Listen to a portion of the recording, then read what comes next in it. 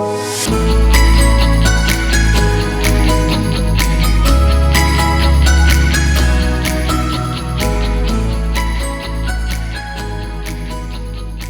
morning, good evening, good afternoon, wherever you are around the world, around the country, around the state, around the city. Welcome to another episode of the So Stocking Sisters podcast. I'm your host, Dr. Theresa J. Canada, and I'd like to talk today about an extension of talking about funding and of schools, of education, okay? Funding and politics and education. So today's topic relates to funding and how funding is political motivation for schooling, unfortunately. Let me just go in a little bit about funding and resource allocation in education, just very quickly. So the level of political commitment to education is reflected in budgets and budget allocations to schools and classrooms. That's where you're going to see this, okay?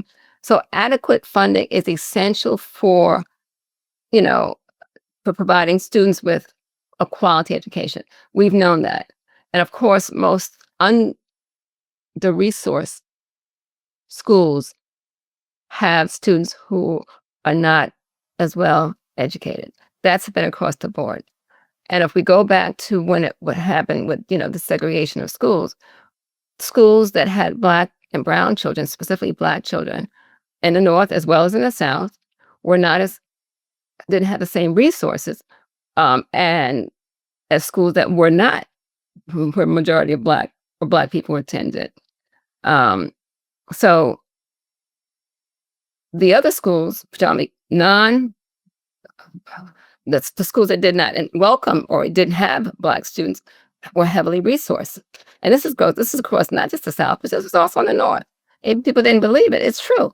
I mean, you go to cities, you go to places like Boston, you go to places like New York City, you go to places like Chicago, you go to places like Detroit, and across the board, the resources were not equitable. They did not provide the same resources, which kind of led to the Brown decision, because, it wasn't about sitting next to somebody who was Black or white. That wasn't the issue, even though people think of it like that, but it's not. The fact that and the biggest argument has been, if you provide the same resources and provide the same quality education, qualified teachers, then students who are in those specific schools in certain districts will probably still excel. You go back to Ron Edmonds' research, and I talked about in a previous episode of my podcast about, it wasn't about like just all Black students were low students in terms of learning. It's just that you have to provide qualified teachers, and you can provide resources that will give them an opportunity to learn. And that's really what happens. So, and I think the funding, of course, was inequitable, as especially if people know about stories in the South. You had the one-room schoolhouses. I had an episode talking about that. One of my guests came in and talked about the schools that were founded, the color schools that were founded in the South from one of the owners of Sears Robot Company, and his relationship with Booker T. Washington. So check back on that episode and hear about that episode. Wonderful episode. And where they made Rosenwald schools. So that's a very historical piece. And that was giving Black people in the South education. And that was a joint effort between Booker T. Washington and the Rosenwald schools. As a matter of fact, one of my cousins was a teacher in one of those schools back in North Carolina. So I understood this because I kept saying growing up, my mother said, cousin Katie was a teacher, and she taught in one-room schoolhouse. It didn't have a lot of resources. It didn't have a resource room. It didn't have special ed program. They didn't have athletic programs. They didn't have cooking classes. It was a one-room schoolhouse, and the teacher taught to all. So if they could do it then, they could do it now. Qualified teachers. We need qualified teachers, period. All right? So I'm saying to you that funding and resource are very important, but there was an equitable amount of financing given to schools that had a majority Black or all Black classes. Okay? That was it across the board, because they felt it wasn't worth to give funding for the schools. And if you did get books or whatever, it was leftover books from the white schools that were outdated, that may have pages torn around or damaged, whatever, only a few, and they would toss it to the Black schools. And that was in the South. Not much was different in the North. Believe me, it wasn't much different. You didn't necessarily get the top information or the most recent information. You would have the schools would have you would still have textbooks, but they were one that were older editions. It wouldn't be the new editions. But I remember this. I was in third grade. I remember we had textbooks. We had school books and so forth. But I don't know if I thought about that at that point. But they weren't necessarily always new textbooks or new books. They were just books. So I don't know if the district just wasn't able to afford to buy the latest edition or not. That's very important to think about. But the point is, the teachers compensated for that. At least I remember my teacher was a Black teacher. She compensated, if anything, because she was stellar. So I knew early on that this made the difference. The teacher can make the difference, even if you don't have all the resources. If you have a teacher who believes in you and is qualified and more than competent, you can still learn. Okay. And so basically that was a model for me. So funding is very important, yes, but it depends. It just depends. If you give equal funding, then the schools can get the same resources, then they'll be able to provide what they need for their students, no matter who's in the classroom. And that's the key. All right. So anyway, the distribution of resources is often most likely influenced by political factors. So that's why you talk about politics and education here. In some cases, schools, of course, who in wealthier districts receive more funding, those who are in economically deprived areas, and they struggle to meet basic needs. And we see this right now. And look at New York City. What's happening in New York City? Look at New York City. All right. That's a perfect example. And this is right now. Now, this disparity in funding can perpetuate educational inequalities and hinder the academic success of students from a variety of communities that are not able to have access to some of the resources. All right. It is, and in essence, like people are voting now, what they want to do with schools and so forth, public schools. It's crucial for policymakers, those who are in politics, to prioritize equitable resources, allocations, to make sure that all students, where they live in the city, what part of the country, especially in the North and Midwest, where people think that everything's perfect. No, to have an equal chance to be successful in their classrooms and be able to have better lives moving forward beyond the classroom. That's really the goal that we should all have for all students. All right, that should be the goal. Now, the other thing that is influenced by politics, and we see this right now in certain states, they cut things out. They cut the AP advanced placement program. One of the advanced placement tests was eliminated from a certain state. I won't have to say it. You know who I'm talking about and where I'm talking about. Unfortunate.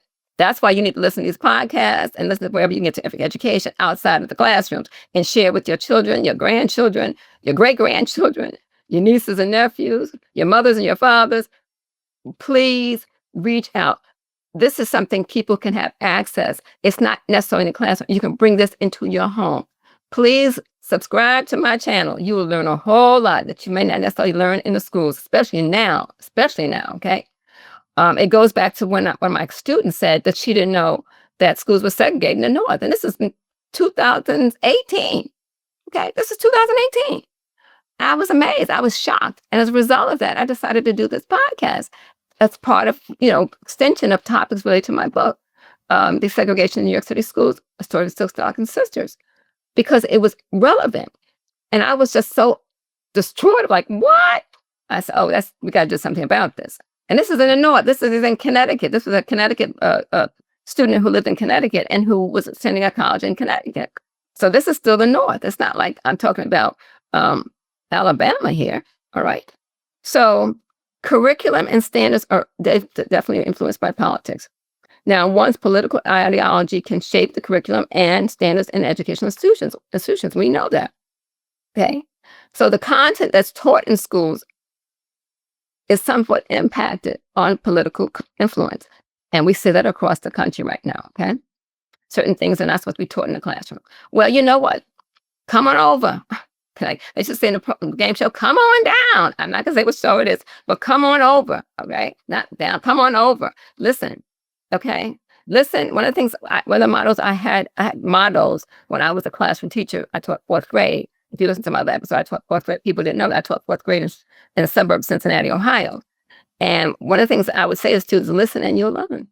Listen and you'll learn. All right. That's why I'm doing this podcast. Listen and you will learn. Okay. Knowledge is power. All right. And then you have to implement things once you know the knowledge. That's the key. We're not doing much of that, but we are listening. If we can listen and we'll learn, and then we can implement some changes. All right. So basically, the content that's taught in schools now is being, how should I say, picked at. Okay. For example, there's a debate over, teaching evolution in schools and, with climate change, you can't do anything about historical events. You want to eliminate that, certain things. I mean, just like the Statue of Liberty. I'm a New York City person. I grew up in New York City. And, you would take a trip to Statue of Liberty. But many people don't know the history of Statue of Liberty. That was given by France, I believe. And it wasn't, you see out there in the water now, that wasn't the original portrait, or I should say symbol that was given to this country. If you find out more, then now you can go to the Statue of Liberty. You don't see it, but basically it was about a slave who had been, chains had been cut. So they changed it. This country didn't want that. So they decided that they modified it and they gave it this. And so everybody thinks that, that all the immigrants who came, going through Ellis Island and so forth and so on. That was basically, that statue was for, saying that the chains were off of slaves. Read the history. Go to New York National History of, I think it's a New York, I can't remember exactly museum, but the Museum of Natural History might be the one that they have the original information there. So check it out. All right. Research. All right. So, this is a controversial historical event. And much of what happens is based upon political considerations. So this is why I want you to understand, the curriculum and standards that are influenced by politics is no joke. So I would ask parents, those who have children and aunts and uncles and grandparents and so forth and so on, those who are in the education system, that you be mindful how politics can influence the curriculum. And they want to align it to their own behaviors, their own beliefs and their own agendas. And we have to be mindful of that. All right. So I'm just saying that you can get biased as a result, or you may get incomplete instruction, or you may not get the information at all. Okay. Which will limit our society from having diverse perspectives and have development of critical thinking skills. We need more of critical thinking skills instead of rote information. This like response is like a typical response without thinking and being. But I know some children are now hindered from being able to speak out and speak up, okay, and be able to explore different ideas. It's the focus we're having about education as we speak. I work with early childhood programs. I'm telling you, it starts from the beginning. All right, you have to start in the beginning because that's when it starts. You need to be able to set a foundation for young people to be able to succeed in their lives, period. And if you don't start there and be able to allow them to expose them to a variety of situations so they can learn and grow, then what's going to happen to our society? Great point, right? Okay, good. So anyway, that's my topic for today. I would like you to think about those thoughts and how you feel you can make a difference, because we all can make a difference, and be able to make sure you support issues that's going to enhance our society, and understanding how politics is involved with education, whether you think it is or not. It is. So we need to be able to be aware of what's going on before we can do anything about it. So that's the end of this episode. And I thank you so much for listening and tuning in. And I look forward to you joining me again for another episode of Six Black and Sisters podcast. Have a great day, everybody. Bye now.